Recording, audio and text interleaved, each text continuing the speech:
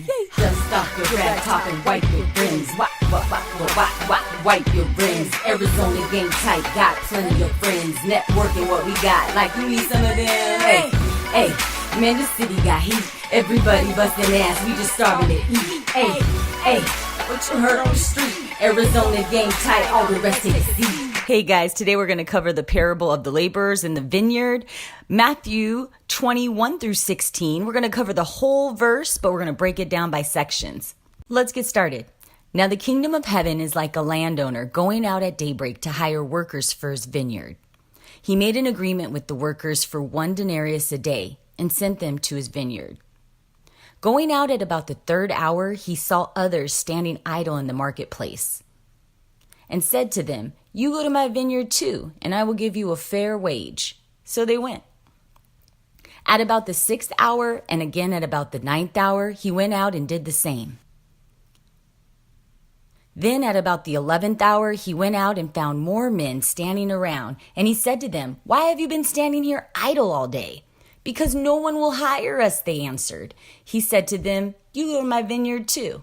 In the evening, the owner of the vineyard said to his bailiff, "Call the workers and pay them their wages, starting with the last arrivals and ending with the first." So those who were hired at about the 11th hour came forward and received 1 denarius each. When the first came, they expected to get more, but they too received 1 denarius each. They took it but grumbled at the landowner. "The men who came last," they said, "have done only 1 hour, and you've treated them the same as you've treated us, though we have done a heavy day's work in all of the heat." He answered one of them and said, "My friend, I am not being unjust to you. Did we not agree on 1 denarius? Take your earnings and go. I choose to pay the last comer as much as I pay you. Have I no right to do what I like with my own? Why be envious because I am generous? Thus, the last will be first and the first last." Hey guys, I'm really excited to begin the For Your Spirit series in this parable. 2 things that really speak to my spirit and cause me to get excited. In this parable, one part it says, first will be last and the last will be first. And it ties into where he talks about even if you were hired at the beginning of the day or at the end of the day, the workers were still all paid 1 denarius. I love this because I feel like it speaks to my spirit and gets me excited to share with you that the parable has a lot of meanings. One of the meanings that spiritually I feel okay to share with you is it ties into Luke 23:39 through 42, where Jesus is on the cross and there's 2 thieves next to him. One of the thieves mocks him. The one other thief begins to mock him and then changes his mind after the day progresses, and he sees that this man is somebody special and he does believe. And I think I said 42, but it's all the way to 43. The part I want to read, though, is, this man says to Jesus, "Remember me when you come into your kingdom." And Jesus answers him, "I tell you the truth. Today you will be with me in paradise." So in regards to the 1 denarius, right? Everybody is paid the same amount. And in this case, payment is heaven. Payment is living without sorrow, pain, body aches. I mean, it's a place without what the enemy brings. And so I'm excited because no matter if you accept Jesus seconds before you die, or if you're someone who has lived with him from the beginning of your life and you've tried so hard to do everything according to what you think God would want you to do, in the end it has the same payment. Hence the grumbling, upset workers, those who may be religious, the Pharisees, those who are religious and they still they still have sin within them because they're judging others. I say that to say this, though. It doesn't mean that, just because you can accept Jesus before you die, go out and raise hell. That's not what I'm saying. If you know better, do better. But my point is we are all on different parts of our walk. And just because your sin that you have may not be the sin that I have, at the end of the day, sin is sin. And we will be judged for it. However, if you accept Jesus as your Savior at the end versus ahead of time, it has the same outcome. And I'm excited about that. So I know a lot of people who don't believe and who, may not, they just are unsure. And it's not my job to try to teach you, whoever's tuning in, or to convince you otherwise, because it is a personal spiritual walk.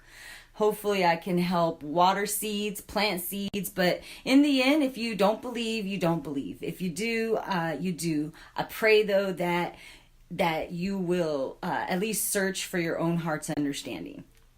And so super excited about the lesson because it's so beautiful. We all are in different places of our walk and we all can be better. And I just want to encourage you to continue to not only do better, but see the accomplishments that you've made. I'm sure you've changed your life in many ways. So don't forget to give yourself credit for that and keep persevering. I hope that this has brought you some encouragement or inspiration. It doesn't matter what part of the walk, the hour, it doesn't matter what hour that you're in, because the hour, the parable to me stands for your walk, the place in your walk that you're at when you find God, who is the person who's asking you to come and work in his vineyard. Follow me, he says, come work in my vineyard. Like, no matter when you find God, your aha come to God moment is, it's good enough. It's where it needs to be. You're right where you're supposed to be, and you're staying encouraged, and you're obviously watching this video because you want to be encouraged in your walk in these last days. We're not alone, and I continue to just hope to share that with you, and I love you guys. So I'm sorry for the different backgrounds and the different clippings that I pieced together. Honestly, when I talk about these topics, I have to speak from my spirit. So when my spirit decides to vocalize what I have internalized, ooh, that sounds very sophisticated if I do say so myself. But when my spirit is able to vocalize what I've internalized is when I can do the recording. It's just the way it works. I love you. Hopefully you heard me. You know what I mean? Bye, guys.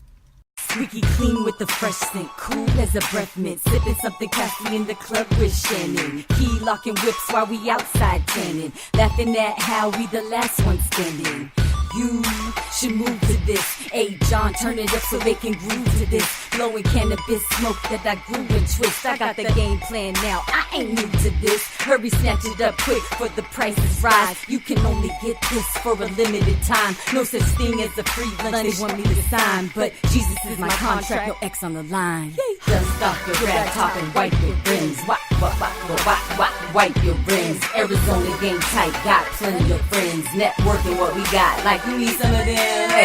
Hey, man, this city got heat. Everybody busting ass, we just starving to eat. Hey, what you heard on the street? Arizona game tight, all the rest take a seat.